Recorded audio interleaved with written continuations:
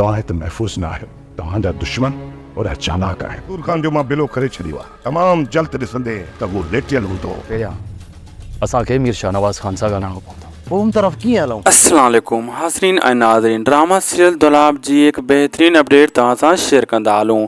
अचण वारे एपिसोड में हाणे मंसूर खान जे लाइ राज़न कहिड़ो बिलो कयो आहे। दोस्तों, अचण वारी किस्त में मंसूर खान जे लाइ राज़न हिकु वॾी ट्रिक ऐं प्लैनिंग ठाही आहे ऐं शाहनवाज़ खान सां मिलंदो ऐं उनखे चवंदो मंसूर खान जो मुंहुं बिलो करे छॾियो आहे। अचण वारनि ॾींहंनि में इहो शींहुं लेटियल ॾिसंदे शाहनवाज़ खान चवंदो उहो वरी कीअं, चवंदो इन ॻाल्हि खे छॾे ॾे, इहो मुंहिंजो कमु आहे।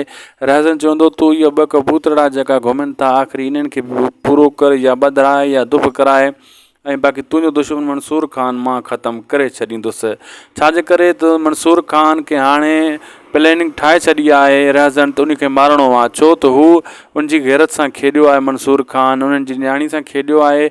इहो राज़न जो मतिलबु सोचणु आहे। इन जे करे हू कंहिं न कंहिं तरीक़े सां हू पंहिंजी दुश्मनी हाणे अटकाए वेही रहियो आहे। पहिरियों त मंसूर खान जो दुश्मन सम्झंदो, हाणे पंहिंजो अहिड़े हिसाब सां को न को क़दम खणंदो।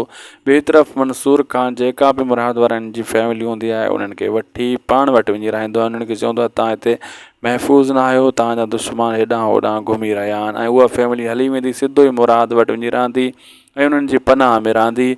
ऐं पोइ इहे सोडल वारा वञी मिलंदा शाहनवाज़ खान सां ऐं उतां पोइ कोशिशि कंदा त मंसूर खान ॾांहुं मोटी वञूं, लेकिन उन्हनि जे नज़रनि में अची वेंदा त किथां आया आहिनि, किथे रहनि था।